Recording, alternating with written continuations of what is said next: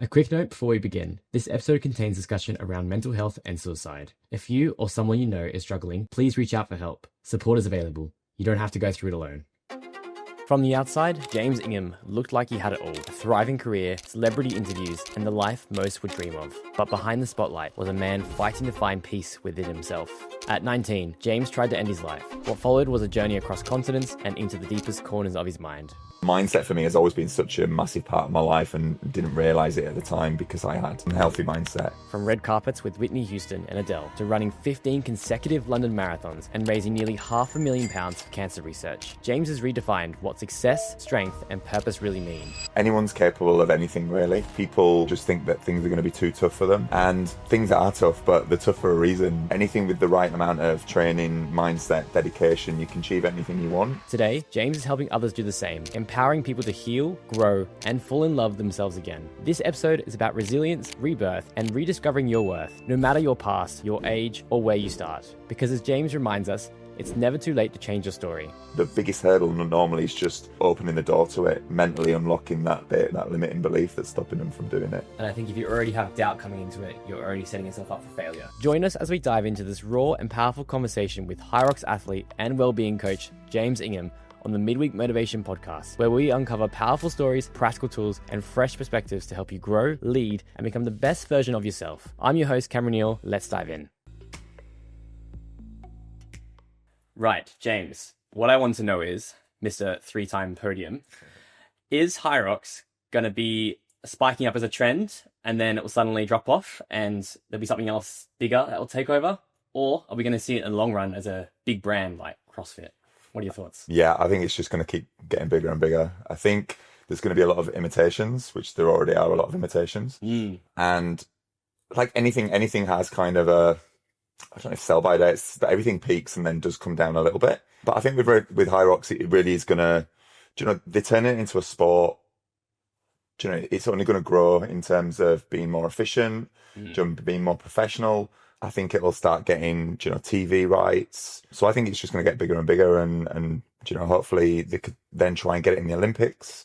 There's been... That'd be pretty cool. Yeah, I mean, there's been all sorts in, and the breakdancing and all sorts. So, so why not High Rocks? It can happen, right? Yeah, exactly. So yeah, I think it's going to grow and grow, and I think there's going to be lots of similar things. And I don't think any of them are going to be quite as good, actually. I think High Rocks is going to maintain its position as the leading functional fitness race there is. And do you think the exercise will just stay consistent? Will we see variations? Or do you think they should change? I don't know. Somebody else asked me this the other day. I think they've got to stay the same just because that is what the race is. Known for. Yeah, it's been, I think, about 7 years now, even though it's only blown up within the last couple of years. I think it was 2017-18 since it was launched. So, and I think that it's been designed specifically to be the ultimate test of fitness. It tests your endurance, your speed, your strength, your agility, all these different things. So I don't know, maybe they'll do a division, maybe a slightly different division, perhaps. Yeah. So there might be break-offs. But I think they will keep the original format as well if they add anything additional to it. Yeah, that's a good point. I think because London next year is going to have like a whole week of High Rocks. 9 days. Well, we have 9 days, so yeah. I don't imagine they'll be doing the same race for 9 days, and maybe they'll have some other like activations or events. Maybe I don't know. Maybe just the demand is that big. I mean, it's bigger in the UK than anywhere else in the world. It's come from Germany. It's all over the world at the moment. Like it's popping up in India and all remote places.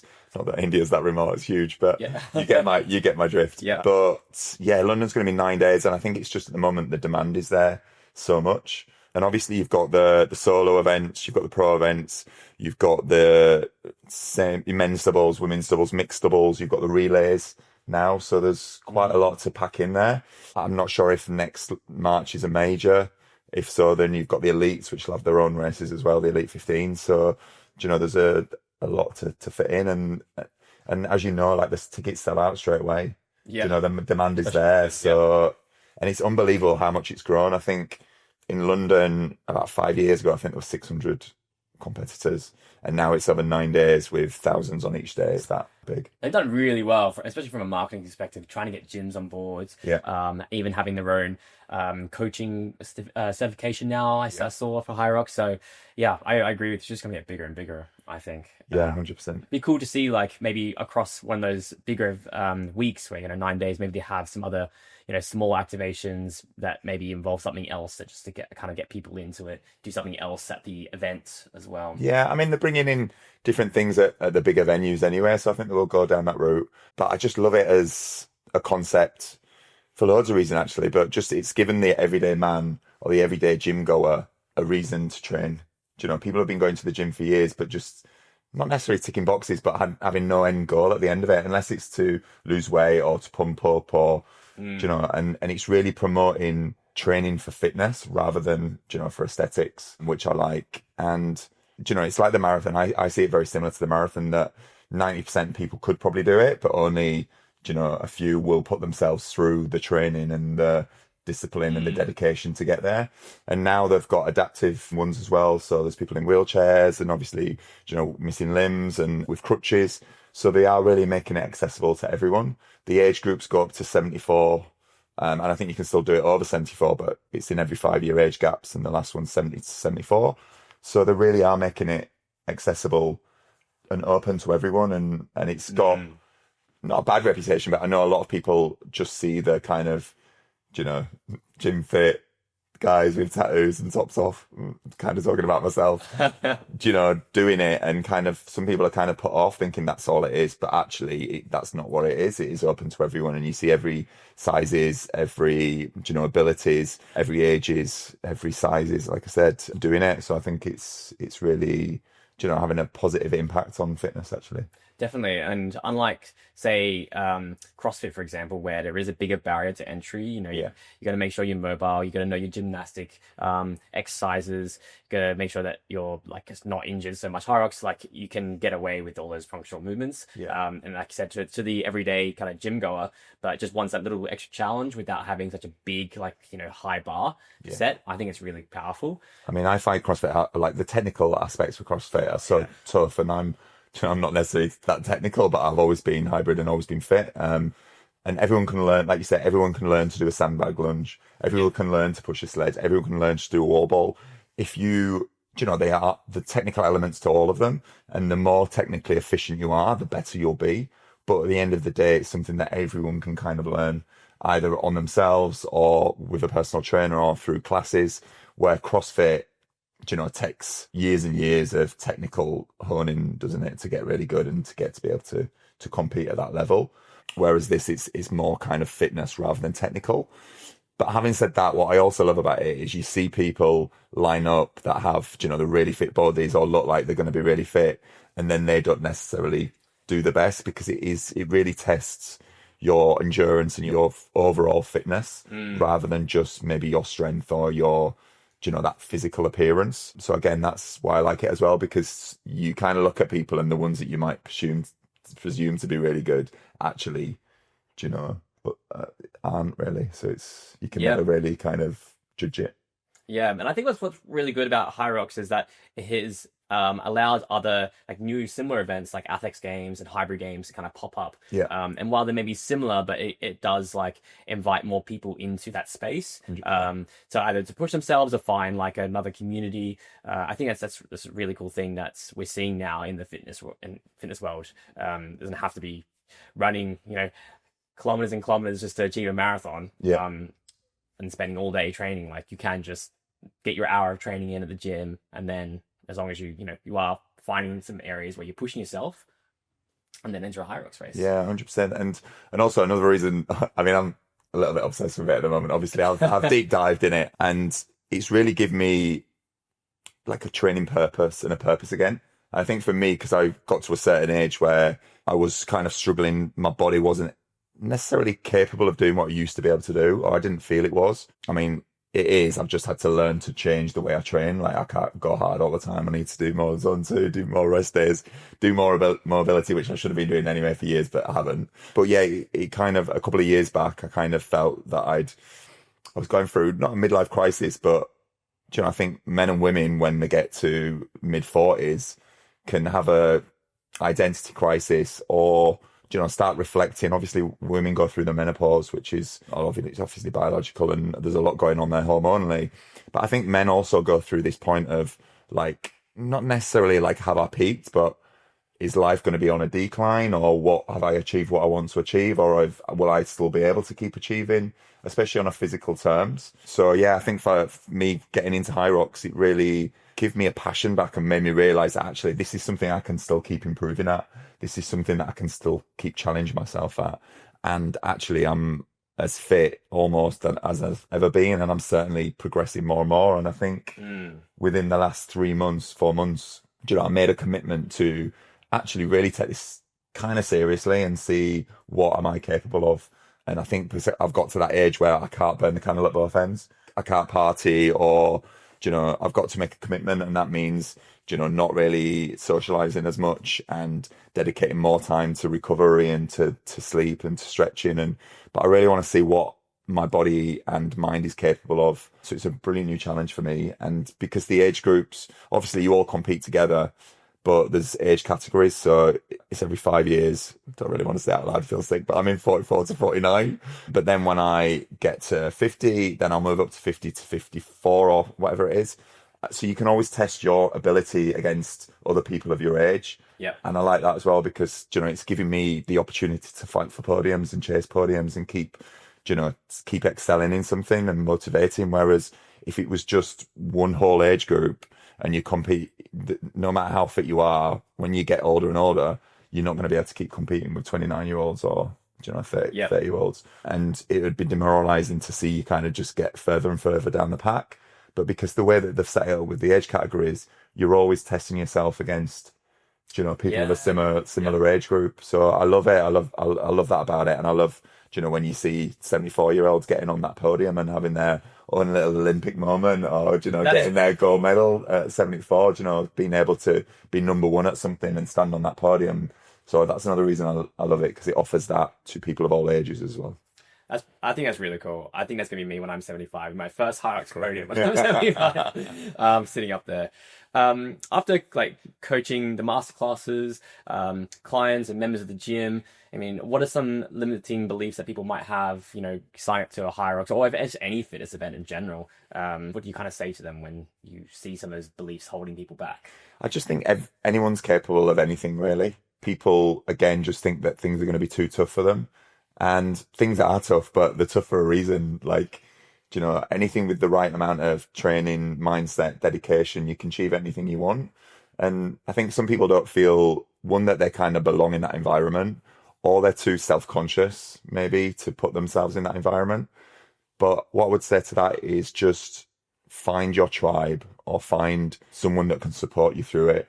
And there's all sorts of things like F45, Wandsworth. We've been doing classes there and master classes, which is, again, all different abilities, ages, sizes. I've just been doing something with Rocks Proud, which is open to kind of hybrid fitness for the LGBTQ community, because I know a lot of people in that community don't feel, I don't know if welcome's the right word, but don't feel comfortable or maybe safe to express their authentic self in those environments. Mm-hmm. So I've kind of gone off on a tangent, but to answer your question, I think just know that you can do it. Find somebody who has done it and can support you through it. Experience and knowledge is invaluable, isn't it? And that's what people are there to. Any personal trainer or anyone that loves something, we love passing that information on. Definitely. We don't want to keep it to ourselves. No, we're not selfish. Share it to everyone. Yeah, we're not selfish with it. We could talk about these things all day, couldn't we? And so I think it's just finding the right people to help you through it. And if you are intimidated, there's always a doubles or a team aspect to any of these ones. So do it as a team and find your own little tribe, or create your little tribe. Join a running club, join a fitness class, come out of your comfort zone and just give things a try. And if the first one doesn't stick or doesn't feel right, then find another one. Just because that wasn't right for you doesn't mean another one won't be right for you. And we all know when we find our tribe, we all know when we feel comfortable around people. And that is the best thing of team training and sport and exercise, is that we're all cheerleaders for each other. We all want to see the other people excel in what they do. And sometimes your friends or family might not even understand your weight loss journey or your fitness journey or your passion for something, but the people in your tribe will. The people that you train with, they will understand it, and they will be there to support you through all the highs and maybe the disappointment. So I think just open the door to giving things a try. It's just being brave enough to to give it a try and find the right people who can support you along the way. Yeah, fantastic. Mindset is definitely a huge part to it, and we're going to dive more into that. But first, James, welcome to the podcast. Let's dive back to the start of your journey, all the way back in Leeds. Yes, we'll take us off from there. Yeah, I mean, I was born in Leeds to an amazing, loving family, working class family from Leeds. And yeah, it's really weird for me to look back on my childhood, actually, because in one way, it was a really, really happy childhood. But in another way, I felt quite secluded and alone through that process. Do you know, I really struggled with my sexuality. I really kept it to myself for a long time.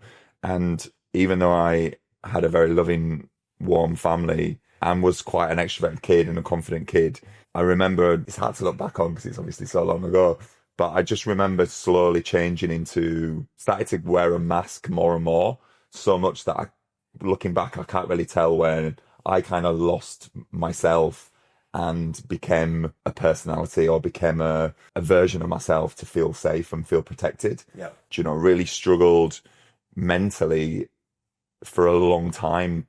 Looking back, I can really see and understand how much I was struggling.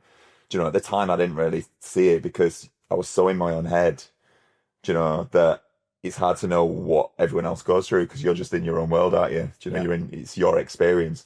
But I just remember as a kid, I used to, you know, everything was a thought process. Everything I did, everything I said, I was thinking, second guessing myself. Do you know, people know I'm gay? Will they be able to work it out? Does this give me away?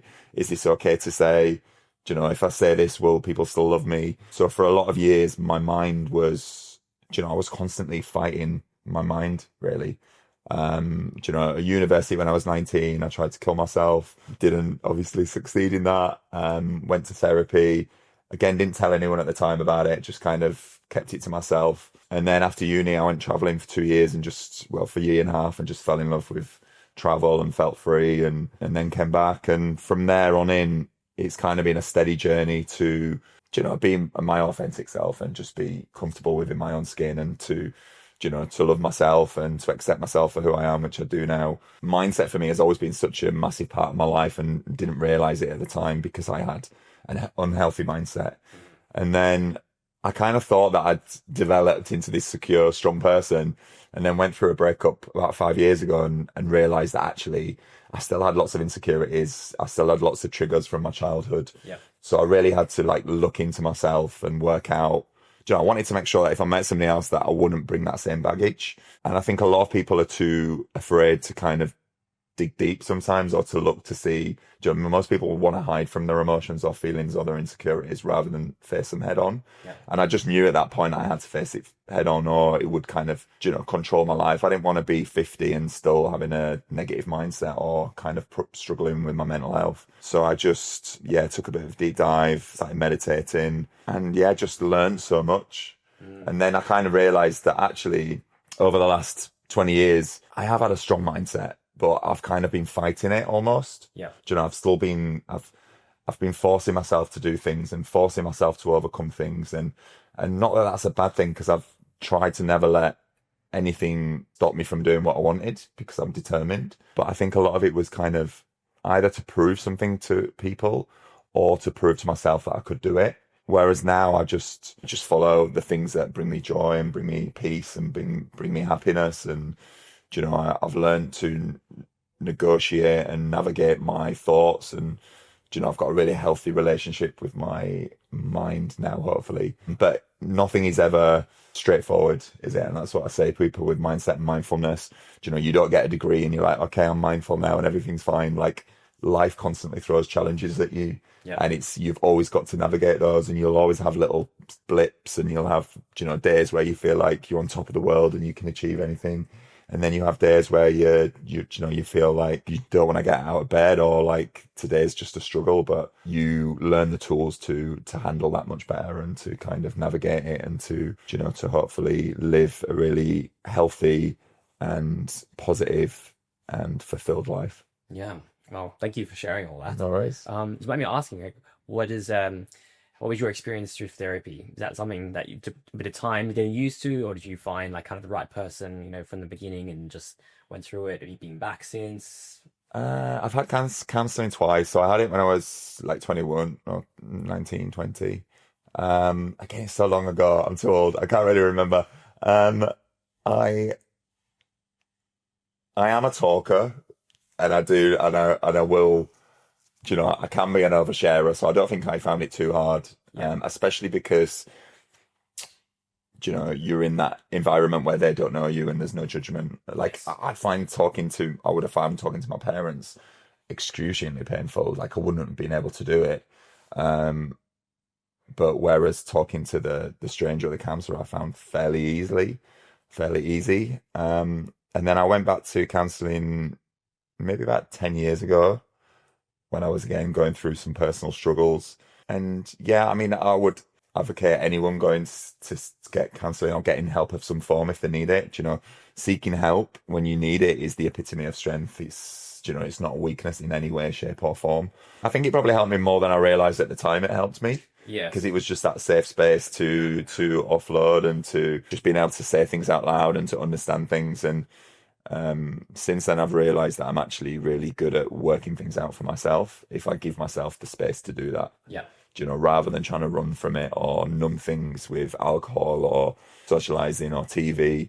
If I actually give myself the space to just sit with things, then I'm quite good at understanding why I'm feeling a certain way and what I need to do about it. Even though I think I've got a very healthy relationship with fitness, fitness can be an addiction as well. We can use physical fitness as a way to support our mental health, but we can also use it as a crutch to kind of, too much. And I think I went through that a little bit as well at one point where I was, over relying on training or overtraining to keep a healthy mindset. And I think if the training had been taken away, I would have struggled a lot more. And I still would anyway to some degree, because obviously we're active and we love it, don't we? Yeah. But we know as soon as we get an injury or get or we're sick, it's a real struggle for us mentally just because we rely on it so much. And not that that's a bad point, but I think it is balance. You have to realize that, everything is balance, isn't it? 100%. Hey, just a quick announcement before we return to the podcast. If you're someone who's been feeling a bit stuck lately, maybe you're switching careers, rebuilding your routine, or just trying to get your life together, I get it. That's exactly why I write the Midweek Motivation newsletter, where every week I share real, honest thoughts on training, mindset, and the messy process of figuring life out. Especially for guys like us, we're in our 20s and 30s, just trying to get ahead in our careers, fitness, and performance. It's short and it's personal, and it might just give you the push you need during the middle of the week when it's least motivating. You can subscribe using the link in the show notes below, or go to substack.com and search up Midweek Motivation. All right, let's get back to the podcast. So, what is some of the tools that you've kind of learned and that's really helped you, and perhaps you still use today, that has helped you overcome, maybe some of the thoughts that come up, because every day is different. Maybe when our mood's down from the weather, or maybe we're stressed at our job, but mental health is so important. Do you have any tools that you're willing to share? That's Yeah, 100%. What I think first and foremost, I'll say everything's unique to the individual. So just try lots of different things and find, again, what sticks for you, a bit like the fitness communities. Things that really work for me are, meditating is the one that I don't do enough of. But when I do, I notice the biggest difference. Yeah. Meditating is not like the gym class where you get the initial high, but it's just if you do it consistently, you just get this clarity. If you can learn to sit with yourself, you realize that you're never alone. You've always got I like to see it as a soul or your sixth sense or your inner being. Meditating offers you so much clarity, and if you can just not, as I said before, run from things, but just sit with yourself and just notice how you're feeling and notice what you need from that, then that's the biggest thing. And the more that you can do it, the easier it becomes to manage things. Yep. And I think people find it hard because when they first try, so much baggage comes up, so many thoughts come up, and they're like, oh, I can't do this, it's too much, or I'm not good at it. But it's not trying to have a quiet mind necessarily or be silent. It's just being able to notice what you think of and not attach to it, just let it go, just sit with it. And I think most people don't realize that actually that voice that they're hearing is going on all the time. It's just that they don't normally listen to it because they're too busy rushing for that coffee, or like being very busy at work, or on their phone scrolling or watching TV, because they're always trying to run from it or numb it rather than actually just accepting and listening to it. And then so I think just being willing to have quiet time, even if it's just laying on your bed and just shutting your eyes and focusing on your breathing. I noticed that I am much better on a morning if when I can start the day with a positive affirmation. So I used to do it. Again, I don't do it as much anymore, but I think at the start of your journey, you need almost constant tools or reminders to help you learn the lessons or to reframe your brain, don't you, to kind of reset new pathways. So I used to wake up every day and my first thought, or I tried to make it my first thought, regardless if I was hungover or tired or, raining outside, I was like, I am blessed, grateful and thankful to wake up healthy to a day full of possibilities. And then that just instantly makes you feel like I'm healthy, today could bring anything, rather than, oh God, I'm tired, I've got to go to work. It instantly puts you in a better frame of mind. Yes, yeah. And I like to start my day with a podcast sometimes, just a positive, whether that's self-help, whether it's, inspirational. I normally listen to Abraham Hicks, which is a spiritual teacher. And again, that just really puts me in alignment, I think. Yeah. So those things work for me. And again, exercise, just putting on a happy song to get out of bed to, or just little tools. Some people find journaling. Yeah, so I think those are the main ones for me. But again, it's just trying to think about what works for you and what makes you feel good. Pay attention to what you're digesting and ingesting. We go straight on our phones. We see stuff which is noises. We're seeing all the conflict in the world. We're seeing all people's opinions about it. Yeah. We're turning on the news and seeing something depressing.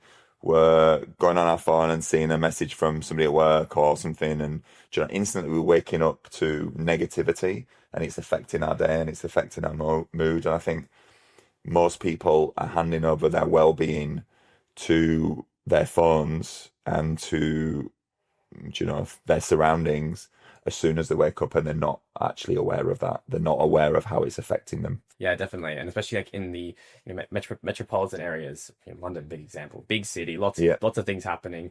Actually, well, why are you in London, I guess? Why? Yeah, I mean, considering you love traveling, and just like, obviously taking a step back, being present in the moment, London seems like a very, quite the opposite place for you. I mean, I kind of fell out of love with London. I've been in London like 20 years, and I fell out of love with it a while ago, and I was trying to escape it, and I just didn't know where to go, and also where I could go with my age and jobs, qualifications, like that. Yeah. I'd love to be in Australia, to tell you the truth, but I'm too old to be there, so they don't want me anymore. I've got to go visit every year.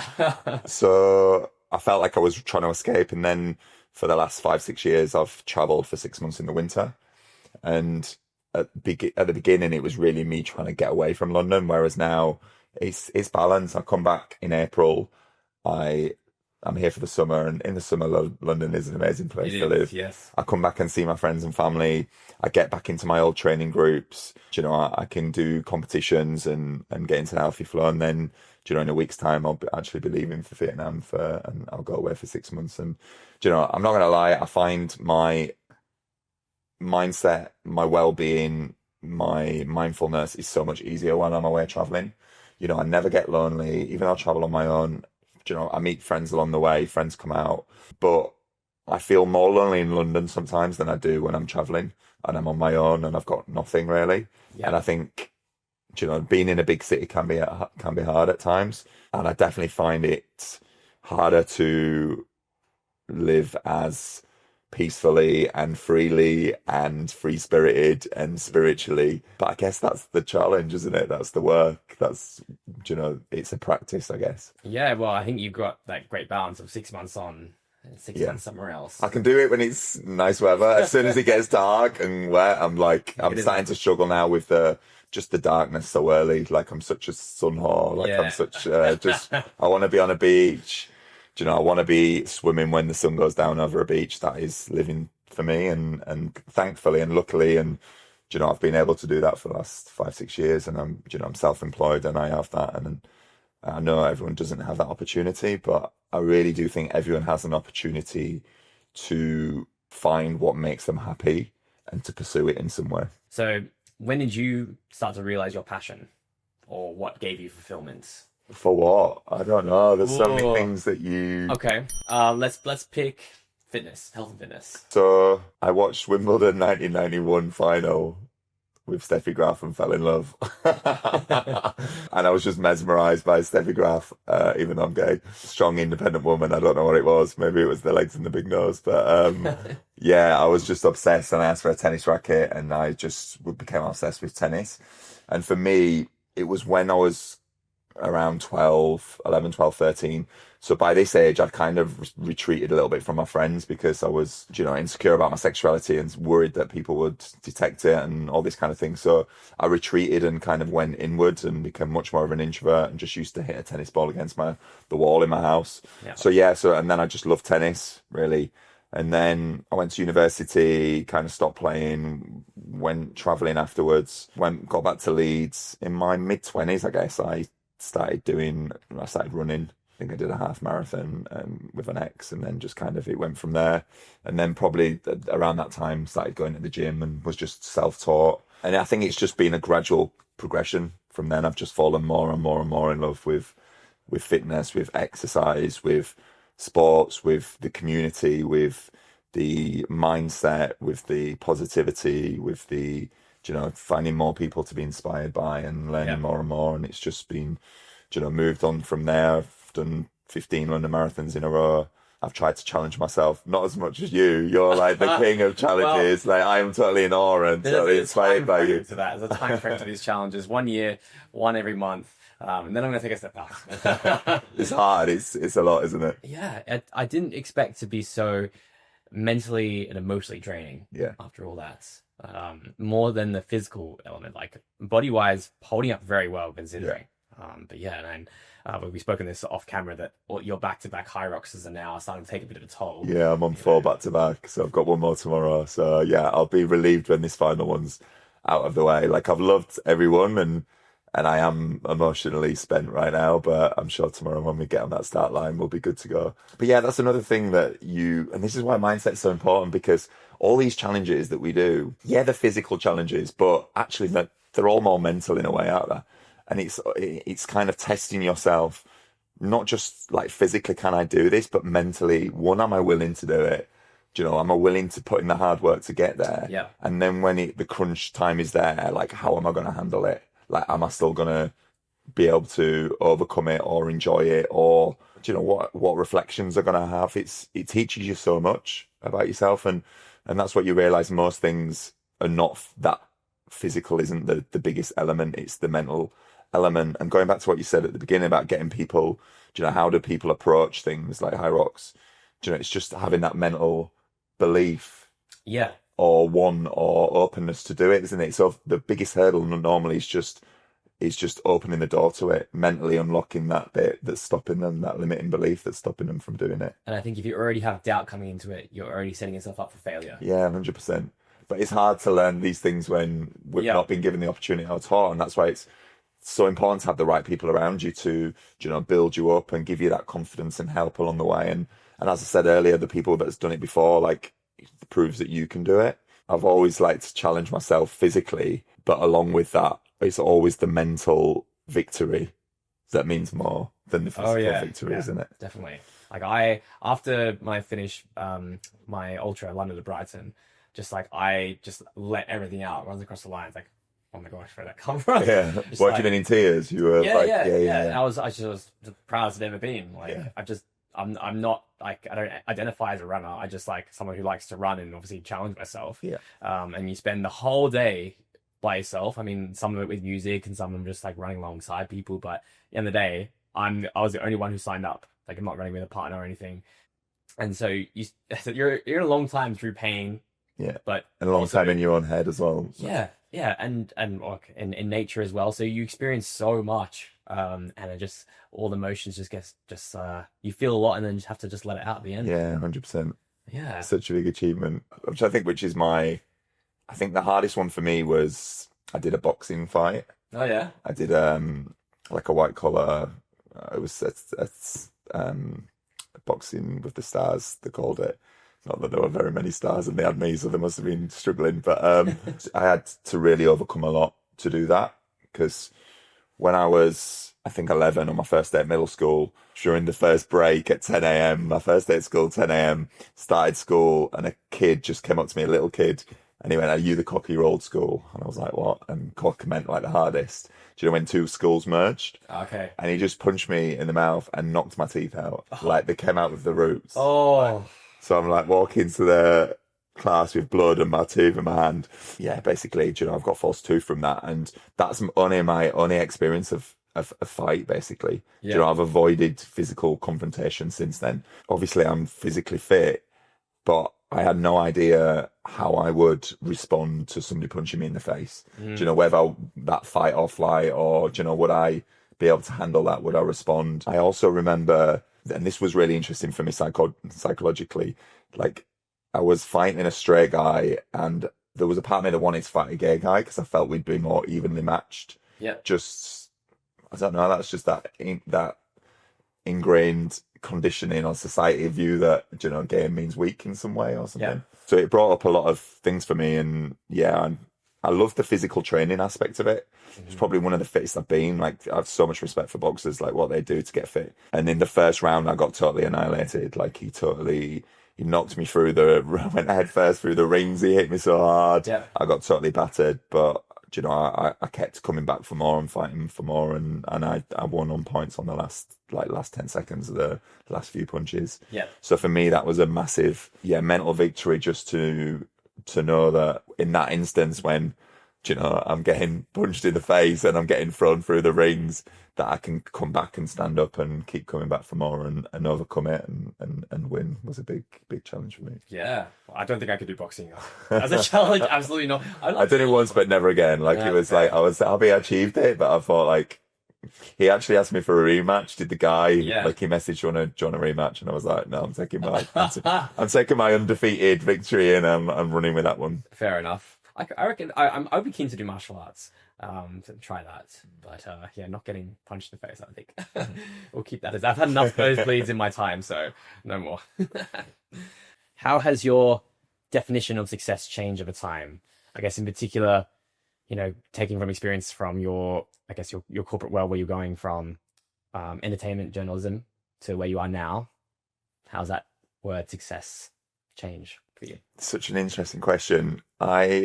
I think success is, I think people need to find out what is success means to them. I guess that's what you're asking me. What does success mean to me?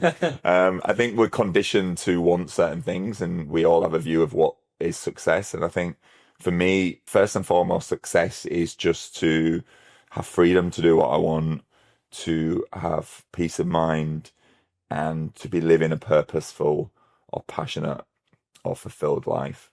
I think in terms of success, kind of more career-wise, I think it's really just, again, going back to that fulfilled or passion.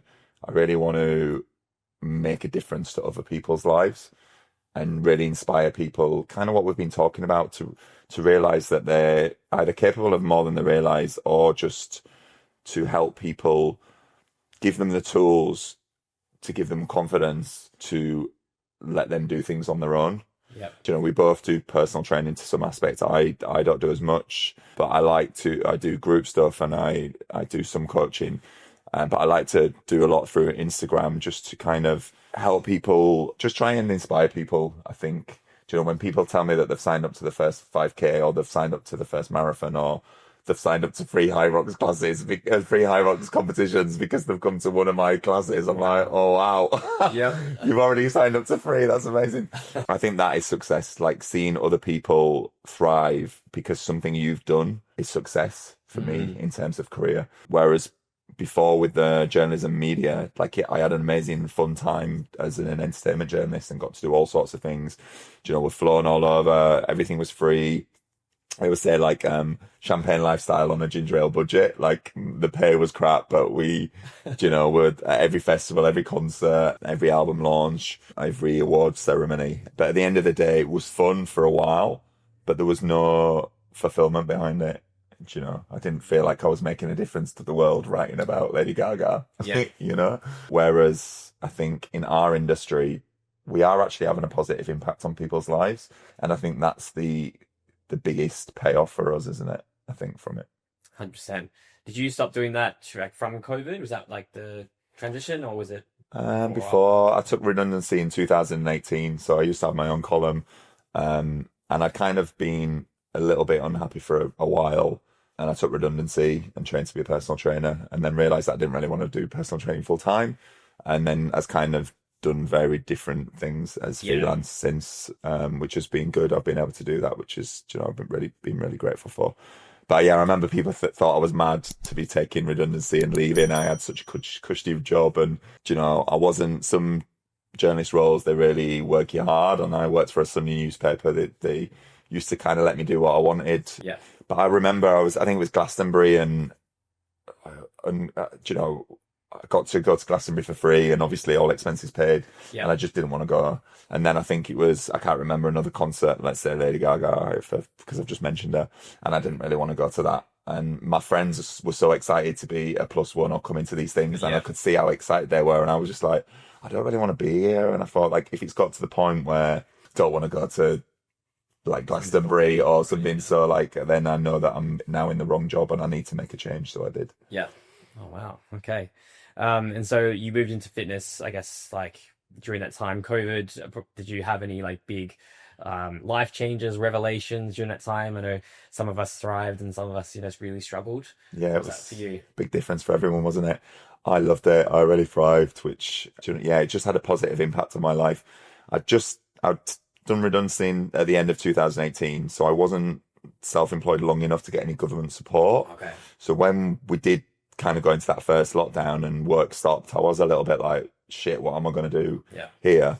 But I just started to do daily Insta workouts, like every day for a year or whatever it was. And it was amazing. One, I did it for myself because I needed a reason to get up and train. I needed a reason not to just be drinking on the night with my flatmate. I needed a reason, a purpose, my own commitment and dedication. And then just seeing the responses that I got from people, that was another big thing for me, when I got a lot of mums that had never really gone into the gym because they'd always felt intimidated to go into a gym and never really exercise, but they could do it in the front room, in the pajamas, and they found fun in fitness for the first time. And then when we could go outside, I started doing boot camps on Clapham Common, and on a Saturday when we could do social distance, I had like 150 people coming on a Saturday to my boot camps, and I really learned that actually, one, I was good at this, and two, I enjoyed that aspect of it. So that, it definitely made me take a bigger step into the fitness industry. And then when we went into the winter lockdown, again, I managed to get a flight out of here, and I ended up like traveling through COVID because some countries were letting you in, and I kind of got out of the country before we went into the winter lockdown. And then just stayed away for 7 months, and I spent a lot of time in Africa. And again, through that period, I'd just gone through a breakup, and I think I kind of had my own like mini spiritual awakening. And again, as I said, just meditating and spending time on my own, and really fell in love with being alone, and fell in love with nature, and fell in love with living a more peaceful and minimalistic life. So, I guess. Yeah. Just taking really yourself and a backpack with clothes, and like just seeing the beauty in like, watching the sunset and reading your book and having no worries and stresses. And I know a lot of people were having worries and stresses, but I also remember I was in Zanzibar, and I think like things had opened up back here. It still wasn't fully back to normal, but things were. And I was obviously broke, and I'd not worked lots. I was just asking for donations on Instagram. I was saying, I had a GoFundMe, and I was like, if you want to put anything towards the class, feel free. If you can't afford it, don't worry. And I was in Zanzibar, and I was in this like beautiful paradise, and I was stressing because I didn't have any money. I was spending money that I didn't have. So I was just like, okay, you've got to make a choice. You either go back home, try and get work, and try and, bring in some income and go back to that COVID environment and try and work through it, or you stay here and you just appreciate it and make the most of it and are grateful for it. And again, it was that mindset shift of, you've got to make a choice. There's no point in staying here and stressing about it because you've got no money. You either stay and enjoy it, or you'll go back and sort it out. So I decided to stay and enjoy it, and then I had an amazing time, and then came back and once I got back, like money started to flood in through different work avenues. So again, I think that's another big learning point of mindset for me, that, you know, you can be in paradise, or you can have everything. You could be in, you know, have all the money in the world, the biggest house, the biggest car, the best holidays. Yeah. But if you have an unhealthy relationship with your own mind, then you've got a shit time, haven't you? You know? Yeah, absolutely. And some people have nothing. Like you really get that in Africa. Like they've not got anything. A lot of times they have shoes on the feet, but they've got a football, and they love kicking it about on the beach, and they love doing gymnastics on the beach, and they really appreciate the life that they have, and they're really grateful for anything else they get in addition to that. Whereas we've kind of been ingrained to, you know, not appreciate what we have, and then to quickly get bored of the gratitude we have. We get something new, and then, you know, within 3 months, the shine's worn off it, and we want something else new. And, you know, I'm not saying I'm not guilty of that myself, because, you know, we're always looking for the next thing. But I think we don't practice gratitude enough. I saw that as well when I went to Fiji, and it's just like amazing how happy people are, considering they're a town that's pretty run down. But everyone's wavy when you're driving along. It's like, wow, this is pretty incredible. Intentions. So when I went to your masterclasses for High Rocks, you were talking about intentions for the races. Do you set intentions for yourself across your life, maybe over a week or a period of months, or do you try to go with the flow a bit more? No, I don't actually. Do I? I don't actually write them down. I do, with competitions when I'm racing. But I think it's important to know what your core values are and what you want from life.